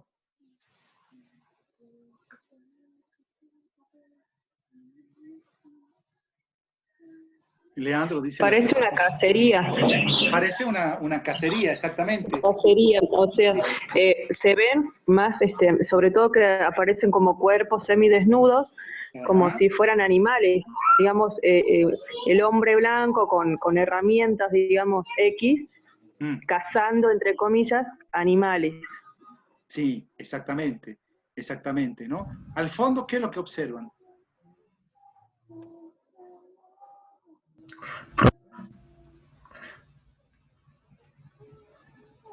¿Qué es lo que pueden ver al fondo? Lo que dijo hace rato, como a una persona blanca sacándole el hijo a una persona embarazada, si no me equivoco. Exacto, exacto. O sea, es una situación de violencia que uno puede observar acá. Quizás hay textos, por ejemplo, Enrique Dussel, que es un postcolonialista, bien interesante, habla de una serie de figuras, entre ellos el tema de la conquista, y hace referencia al tema de la violencia, o de la violencia ejercida por unos sobre otros. Es una lucha cuerpo a cuerpo, como ustedes pueden ver acá en particular, y obviamente ¿no? También acá se puede distinguir hombres desnudos, como también hombres vestidos, como en el caso de los europeos, y esa ventaja armamentística, que puede haber sido, digamos, un elemento, un factor que ha permitido la rápida conquista de las poblaciones indígenas en este caso, ¿no? Entonces, lo que quería mostrarles era este aspecto de la conquista y el tema de las fuentes, cuán importantes son, ¿no? Entonces, siguiendo con la presentación del Power que estamos viendo, yo quería seguir con el tema de esas, yo les traje a colación el texto de Ginés para hablar sobre las valoraciones desfavorables hacia los indios, ¿no? El indio es bárbaro, es menor de edad, no tiene noción de la propiedad privada, el indio desnudo, el indio sodomita, ¿no? Son aspectos que salen a la luz a través de estos escritos, ¿no? Y obviamente también acá un aspecto que caracteriza las crónicas españolas es que los cronistas tienen muchísimas dificultades para decodificar las pautas culturales del otro, ¿no? En este caso es un aspecto a tener en cuenta cuando uno analiza particularmente el tema de las fuentes etnohistóricas, ¿no? Y obviamente que las crónicas son construcciones subjetivas, sujetas a verificaciones, por supuesto, porque quien las construye está cargado, digamos, de esta... ¿Sí, Rosa? ¿Analía? No, quería también agregar de que, digamos, la significación de que como pueblos bárbaros, violentos, eso mismo de las noticias periodísticas actuales, cuando se refieren a los indígenas, hablan del mismo modo. Generalmente las noticias son negativas, son violentos, son brutos, ocupas, o sea, totalmente violentos en los medios periodísticos.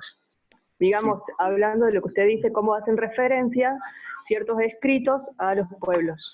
Sí, Rosa, efectivamente, tal cual como lo está señalando, la importancia de esta materia que uno dice, no, voy a hacer procesos sociales, ¿no? Y quizás no le dan la importancia, digamos, que corresponde a una materia como esta, pero tal cual como vos lo estás señalando, permite ver los cambios y las continuidades.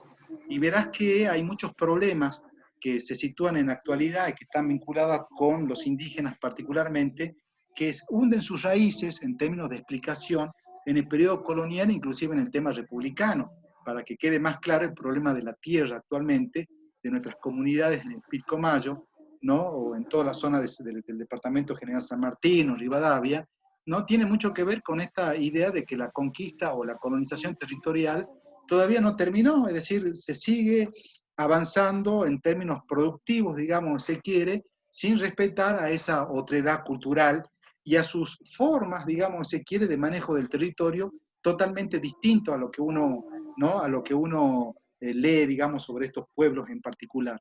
Así que, bueno, me interesa muchísimo esa línea que sostiene Analía, porque nosotros vamos a leer, al final ya de la materia, la cuestión de los mapuches, ¿no? Y vamos a leer dos textos, uno de finales del siglo XIX, cómo a partir de los periódicos de Chile, como el tema del Mercurio, por ejemplo, construye una visión sobre el indígena como indio bárbaro, el incivilizado, etc. Y aún hoy en la actualidad son los mismos periódicos que, como el caso de La Nación, por ejemplo, aquí en Argentina, tienen sus mismas consideraciones negativas hacia el otro cultural. Entonces hay una continuidad de esos aspectos que me gustaría que ustedes a lo largo de la materia lo vayan teniendo en cuenta. Obviamente que uno dice ahí, dice, bueno, ahí la importancia de la materia en ese sentido, ¿no? Entonces, para seguir con el tema de las crónicas, tenemos como diferentes tipos, ¿no? De crónicas. En este caso, tenemos las crónicas soldadescas o el de descubrimiento, fíjense, que son las que se dan en un primer momento. Se muestra una sociedad antes de la desestructuración, reflejan las primeras actitudes de los españoles para con los indígenas, ¿no? Paso rápido, esta de acá. Después tenemos las crónicas políticas, fíjense, recuperan la tradición oral, porque luego de la conquista quedan los abuelos, ¿no? La gente de mayor edad, que son las que van transmitiendo determinado tipo de datos a través de lo que es la tradición oral y que son retomados, en este caso, a través de las crónicas políticas, relatan los avatares de la conquista y colonización, y los cronistas se comportan como antropólogos, fíjense, intuitivos, a diferencia de los anteriores, ¿no? Del tema de las crónicas de descubrimiento, y agregan su propia evaluación sobre lo observado, contrastan la información utilizando datos de la primera experiencia relacionada con el tema de la conquista.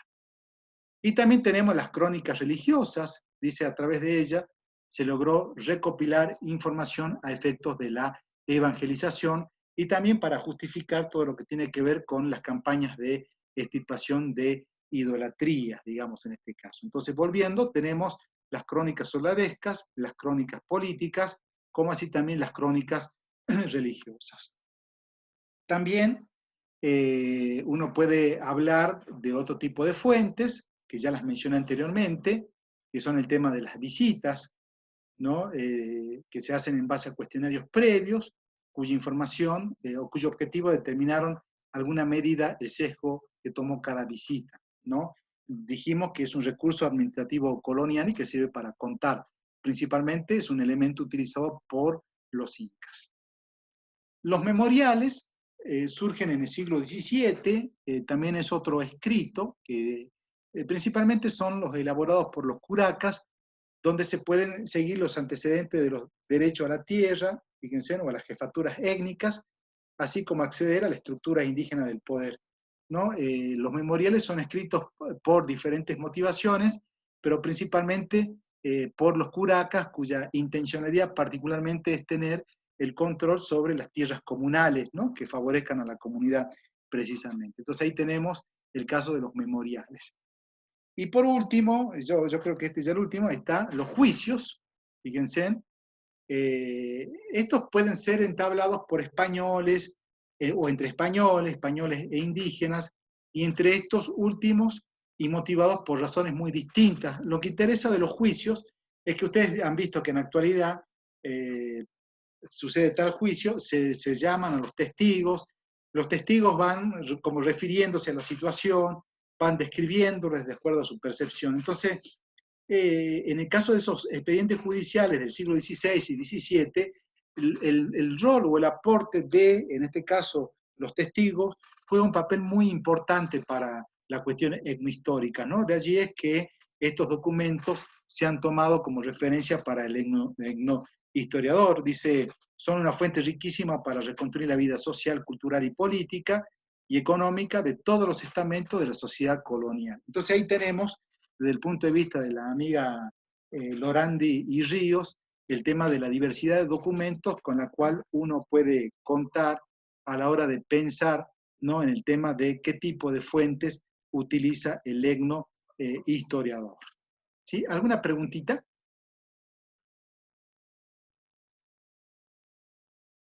¿Alguna pregunta?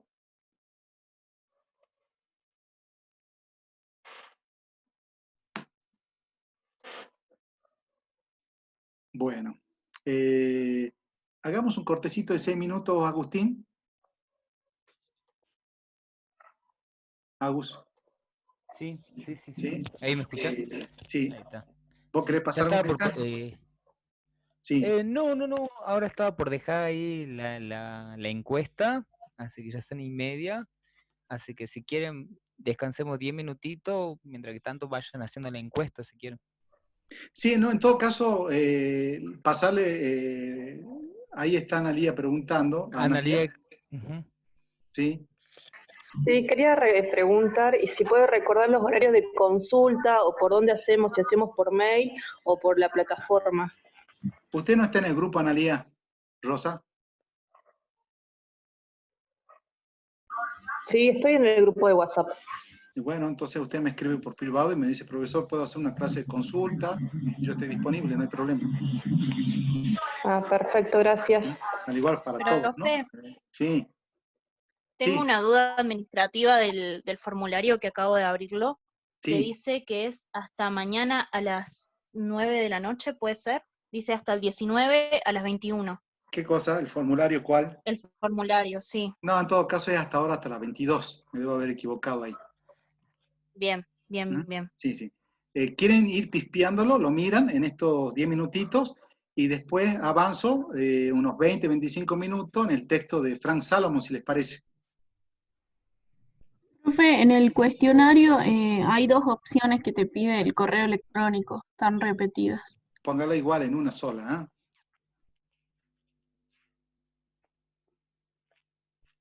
Ahí está. Me voy a tomar agua y ya vengo, ¿eh?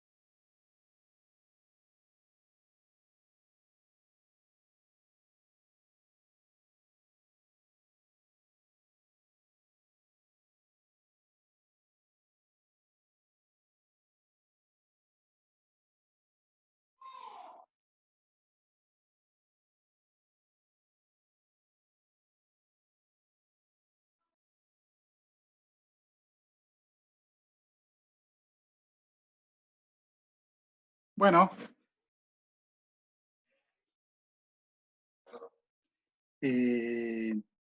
Acá les abrí cómo en mi caso veo mi Classroom y el tema de la presentación de los trabajos, ¿no? Como pueden ver ustedes, dice trabajo práctico número 2, Crónica de lo Imposible. Hasta el momento, no llamo la atención a nadie, sino estoy diciendo simplemente el tema del número. 22 han presentado la tarea de 154 tareas asignadas. Ven que acá al costado aparecen los nombres de cada uno, ¿no? Esto como para que ustedes vean la parte operativa. Y acá la posibilidad de poder, en este caso, bueno, acá no aparece la numeración, ¿ven? Porque todavía no venció la presentación, creo. Y acá, como pueden ver ustedes, aparecen el tema de la posibilidad de ponerle la nota correspondiente, ¿no?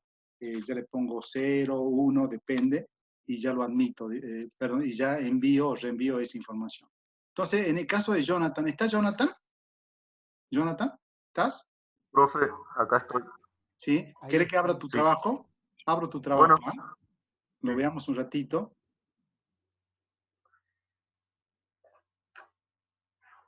Entonces se ve así, ¿ve? El amigo me mandó un trabajo práctico en PDF. Ahí está la presentación de él. Entonces yo lo que hago es ver la presentación de cada una de sus hojas, ¿no? Entonces había como varias actividades, ¿no? Una de ellas era el tema de la síntesis, ¿no? Hay un gran problema respecto al tema de la síntesis, como dije, porque algunos en principio no estaban orientados de cómo hacerla. Dice el compañero Jonathan, ¿te animas a leer esta parte, Jonathan? La primera. Sí. Frank Salomón argumenta la forma en la que los escritores andinos desarrollaron sus artículos históricos sin tener en cuenta ciertos principios cronológicos. Crónica de lo Imposible. Hace referencia a la narración de cada uno de los historiadores con respecto al periodo de la conquista, inteligible para los españoles contemporáneos, construidos con materiales puramente andinos. ¿Sigo? Sí. Cada historiador comienza en un punto de partida único, combinando la naturaleza y la utilidad del pasado, lo que hace que el orden de los sucesos sea significativo y amplio en el mismo tiempo y el espacio, proporcionando así un instrumento para el análisis de causa y efecto. Salomón sostiene que esta literatura pertenece a una clase diferente del mito o de la historia, ya que estos escritos tratan de hablar al mismo tiempo de dos sistemas de pensamientos cualitativamente diferentes. Buenísimo, ahí está Jonathan explicando en una síntesis particularmente de qué trata el texto, digamos, que he dado en esta oportunidad. Y él realiza una red conceptual que había que hacerla, que es esta de acá, ¿no? ¿Qué dice tu red conceptual, Jonathan? Crónica Imposible, escritores andinos. Recrearon el pensamiento andino con un sistema totalizante. Sí. Narra en relación al periodo de conquista. Cada uno comienza en un punto de partida único, haciendo el orden de sucesos significativos y sin conocer una manera única para medir el tiempo. Ok. Eso aparece en el... A ver si lo tengo acá. ¿Profe? Sí. Igual quiero dejar en claro que el trabajo lo hice en grupo, así que ese punto le tocó a una compañera mía. Ok. ¿Entonces la desapruebo o qué hago? No, está aprobado. Sí. Bueno, acá tengo un resumen, a ver si alguien, vamos colaborando entre todos. Dice Crónica del Imposible, nota de 3 historiadores peruanos, donde obtengo algunas cuestiones, digamos, de ese texto.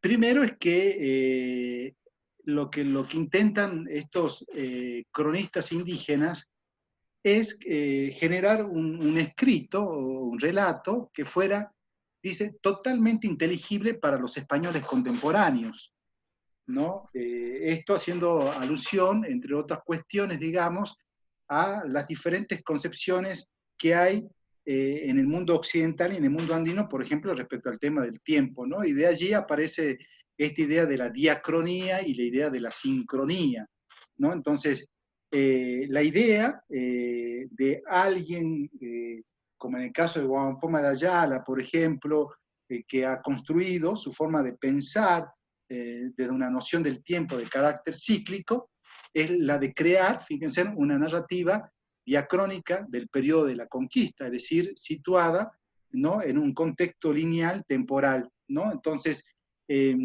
estos escritos están hechos con auténticos materiales andinos, ajenos a la propia diacronía, pero que sin embargo, lo que hacen particularmente los cronistas es tratar de acomodar esa perspectiva de la concepción del tiempo y de estos elementos propios del mundo andino en un relato, ¿no?, de carácter occidental. Entonces, eso en principio genera lo que el amigo Salomón llama literatura de lo imposible, ¿no?, que en el texto, hace rato lo había encontrado, en el texto hay una parte que me parece que es como muy importante y definitoria respecto a qué se entiende por esto de la crónica de lo imposible, ¿no? ¿Alguien me podría decir sobre eso? ¿Qué se entiende por crónica de lo imposible?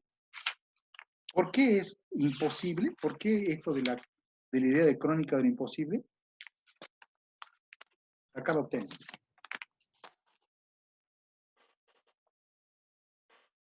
¿Les leo? Les leo un ratito esa partecita que está en la página 82, ¿no? Para que lo anoten, está bien arribita. Dice, los cuatro tratan de crear una narrativa diacrónica del periodo de la conquista que fuera totalmente inteligible para los españoles contemporáneos, pero al mismo tiempo estuviera hecha con auténticos materiales andinos ajenos a la diacronía europea. Hay contradicción de términos en la base de sus trabajos, ¿no? Estos trabajos son contradictorios, dice, ¿no? Su legado es una literatura de lo imposible. Si se eliminara la contradicción de términos, es decir, si sacamos la parte andina o una parte, la occidental, ¿no?, la obra desaparece, ¿no? Dice, desaparecería también la obra misma, ¿no? Entonces, por eso el autor llama a este texto crónica de lo imposible, ¿no? Es bien interesante el relato que él hace, digamos, en ese sentido. Continuando con esto, hay una diferencia, ¿no?, que uno puede encontrar en cada una de estas crónicas, ¿no? Es que la diferencia es que cada una de estas crónicas tiene enfoques característicos del problema, ¿no? Y esto tiene que ver con la relación entre lo histórico y lo atemporal, y que está relacionado con esta idea de la concepción andina y la concepción europea, ¿no? Pero estas crónicas, cuando uno dice tiene enfoques distintos, tiene mucho que ver en qué contexto se escribe, quién la escribe, si alguien escribe por ellos. Hay una serie de palabras ahí que están vinculadas con lo simbólico, digamos, si quiere, ¿no? Pero así como hay una diferencia, también tienen un mismo punto de partida estas obras, ¿no? Que es el dilema de combinar dos puntos de vista drásticamente diferentes en cuanto a la naturaleza y utilidad del pasado, ¿no? Si ustedes miran, no quiero decirles, si ustedes miran el cuestionario, hay un punto ahí que se refiere precisamente a esto en particular, ¿no? Entonces, el punto de partida es ese dilema de combinar dos puntos de vista drásticamente diferentes en cuanto a la naturaleza y utilidad del pasado. Y esto es bien interesante, ¿no? El tema de la concepción andina y el tema de la concepción europea del tiempo particularmente. Cuando uno habla sobre la concepción andina, hablamos de un tiempo que es cíclico, ¿no?, que ya en la próxima filmina lo vamos a ver. Y cuando hablamos de la concepción europea, hablamos de una concepción del tiempo que es lineal, ¿no? Alguien habló, o en algún momento leí, dice, está relacionado con el tema de la escatología, digamos, ¿no?, en este caso. La concepción europea del tiempo, ahí está, como para que ustedes lo tengan en cuenta, dice, se trata de una secuencia singular, ¿no? Es decir, solo se desarrolla una vez, es decir, el nacimiento de Cristo se produjo solo una vez, sabemos que en algún momento va a retornar, ¿no?, en este caso. Está conformada, fíjense, por pasos y sucesos únicos, y el orden de los sucesos es tremendamente significativo. Cuando hablo de Cristo en particular es porque estoy haciendo referencia al pensamiento cristiano que se aplica, digamos, en la época, ¿no? En este caso. Siguiendo con esta lógica, en particular, fíjense, la historiografía del mundo andino en lengua española empleó géneros narrativos considerados adecuados para extraer contenidos sagrados del flujo de sucesos profanos, con diferente alcance de percepción con el que contemplaban el drama, ¿no? Entonces habla sobre historia, sobre las crónicas y la relación. No le dé mucha importancia a este tema. Volviendo al tema del sentido andino de la historia, a diferencia del anterior, de la occidental, en este caso se trata de un patrón de sucesos de carácter cíclico. En consecuencia, siempre hay una idea que está relacionada con el eterno retorno, ¿no? En este caso, cuando uno habla, la otra vez se acuerdan que les hablaba sobre el ciclo mítico del Incarri, es que en algún momento ese ciclo se va a renovar nuevamente, ese ciclo se conoce como Pachacuti y va a implicar el retorno del Inca, ¿no? Entonces ahí está presente aún en la actualidad el carácter cíclico del tiempo. En este caso, eventos similares se experimentan subjetivamente como observaciones renovadas de los puntos constantes, y también dice Salomón, la fuente del pasado diacrónico es completamente diferente al europeo. Ahí vi que hay una opinión. Profesor. ¿Cómo? Sí. Profesor, cuando fue la asunción de Evo Morales en el 2011, en enero del 2011, hicieron una ceremonia a orillas del lago Titicaca y lo coronaron a Evo Morales como el sucesor del Sol, y hicieron toda esta... yo estuve casualmente en esa ceremonia porque estaba de turista en Bolivia, y me tocó asistir, y fue realmente emocionante, y justo todos estos términos que usted estaba mencionando, el Pachacuti y todo esto, se lo decía, y ahora entiendo la importancia de todo eso, porque bueno, cuando fui, que fue hace 9 años atrás, no lo entendía mucho.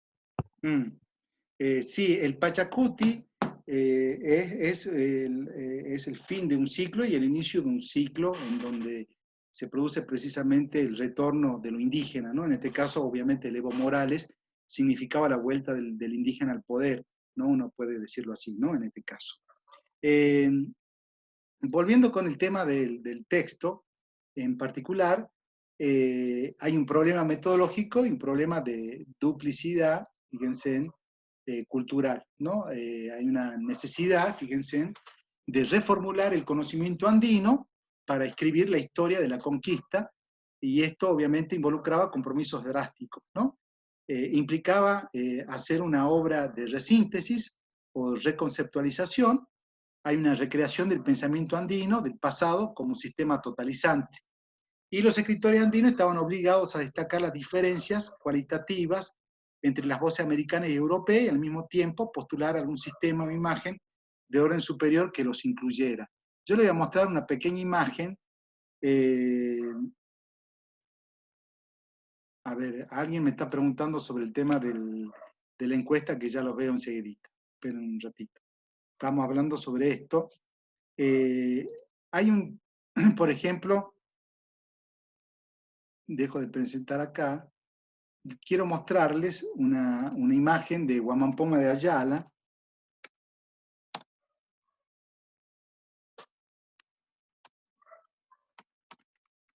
que habla sobre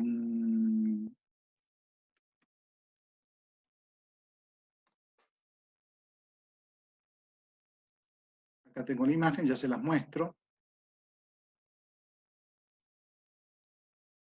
Muy bien. Muy bien. Es la imagen que se separa de las otras, que está como individual. ¿Qué observan ahí de esa imagen?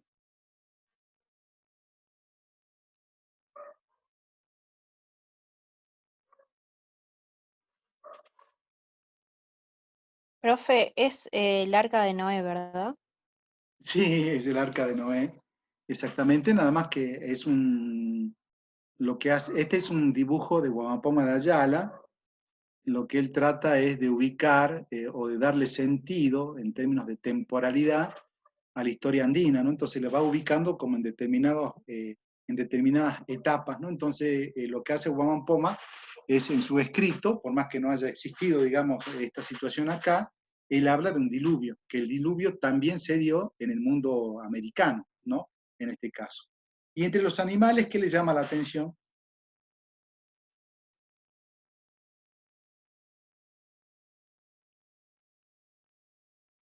¿Hay algún animal que le llama la atención?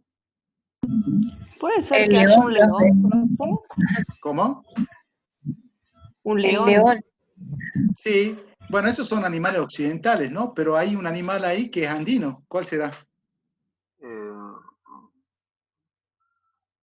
La llama. Exactamente, la llama, ¿no? ¿Ven ahí cómo en un relato que es propio del mundo cristiano, digamos, se quiere, porque el diluvio es así, forma parte de ese relato, ¿no? Es retomado, digamos, por el propio Guamán Poma de Ayala para darle un cierto sentido de temporalidad, digamos, se quiere al mundo andino a través de su escrito, ¿no?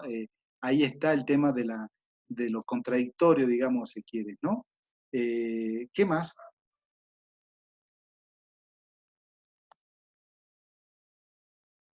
Entonces digo, cuando uno analiza obras como la del amigo Guamán Poma de Ayala, bueno, este de acá es, bueno, lástima que no se ve, a ver.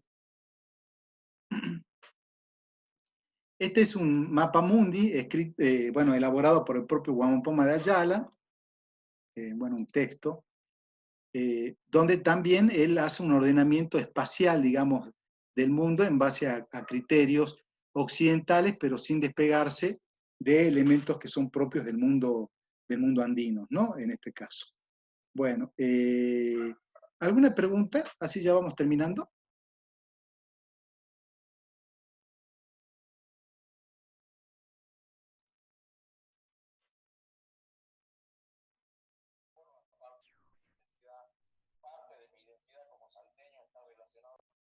Hola, ¿no se escucha? Lo que voy a hacer ahora es volver un ratito al cuestionario, al formulario, para ver el tema de por qué no sale, o por qué ustedes no pueden acceder directamente al tema de la nota, ¿no? Porque les tendría que salir automáticamente. Entonces eso voy a revisar un ratito, así les sale. De todas maneras, después les puedo compartir en todo caso la foto, si han contestado correctamente o no el caso, ¿no? Agustín. Dani, sí, algunos chicos están poniendo que sí les sale. En mi caso yo hice uno de prueba y también me sale la nota. Sí, Debe ser un error de configuración de la compañera, digamos, pero... Sí, acá dice si aparece la nota. Mauro, ¿cuánto sacaste? Mauro García. Leandro, ahí que responde Leandro. Carla, ¿cuánto sacaste? Mauro sacó Mauro 6. dice que 6. Carla, 7. 7. Bueno, muy bien. Bueno, espero que saquen 10, ¿no? En realidad, no 7. O sea, era tan fácil porque hemos visto algunas cuestiones, digamos, ¿no? Hace rato. Así que bueno, entonces me quedo tranquilo que sí sale la nota. Ahí Agustina dice que ya le llegó el mail. No, bueno, buenísimo, entonces me quedo tranquilo. Digo lo siguiente, estuve armando la cartilla final de la materia. El Agus me mandó la tapa, que ya la puse, pero el tema es que el paquete de texto van a ir en 2 partes, por el tamaño, no me permite el iLove PDF, en todo caso ahora lo voy a intentar. Entonces, ¿cómo hacemos, Agustín, para que a los chicos les llegue, a dónde los debemos de mandar a la cartilla? Bien, ahora cuando me lo mandes, le mando el link a la fotocopiadora de Humanidades de la facultad, sí. Y bueno, y también le paso el número a la facultad, o sea, en el grupo de WhatsApp dejo el número de la fotocopiadora de Humanidades para que cada quien se comunique con la fotocopiadora para que ellos le entregue el material. Sé que lo estén entregando o en la universidad o en el centro, ¿sí? Eso lo van a tener que coordinar ellos. Si lo quieren anillado o no anillado, bueno, ya está, digamos, el número. De todas formas, ahora mismo le dejo el número de la fotocopiadora y ya le aviso, así bien termina la clase. Entonces, denme tiempo, entre hoy y mañana en la mañana, les voy a estar mandando. Obviamente que lo voy a colgar en Classroom también, a la totalidad de la cartilla. Pero también le envío a Agustín para que él envíe eso a la fotocopiadora con el propósito también de que ustedes puedan acceder a la cartilla. ¿Les parece? No, el precio, Sol Gómez, la verdad que yo no salgo hace un montón, no sé el precio realmente, no sé cuánto están cobrando las copias. De última, ustedes... Sí. Hasta el año pasado estuvieron cobrando toda la cartilla entre 120, 170 pesos, encuadernada se va a 200, no está tan cara, hasta el año pasado. Y sí, ahí respondiendo a Camila, vamos a dejar ahí en PDF en Classroom y en el grupo de WhatsApp va a quedar también la cartilla, así que no va a haber drama. Sí. También lo voy a pegar ahí en el grupo de WhatsApp para que ustedes lo tengan. Entonces la idea es que, sí, yo opino, en realidad, hay un libro de 100 páginas, ¿no? En la cartilla, es decir, es una cosa, ¿no? Hay que verla, ¿no? Entonces prefiero que la vean ustedes, vean cuántas páginas son, o en todo caso le preguntemos a la fotocopiadora cuánto sale, no van a ser que se den una sorpresa, pero son los textos que realmente necesitamos que ustedes lean. ¿Está? Bueno, entonces me cansé ya de esta mañana que estoy dando clases. ¿Sí? Cierro esto, termina la grabación, la cuelgo en YouTube y después paso el link por el grupo para que ustedes tengan y la puedan revisar. Y nos vemos la próxima semana. Mañana le estoy cargando la nueva actividad, en todo caso. ¿Sí?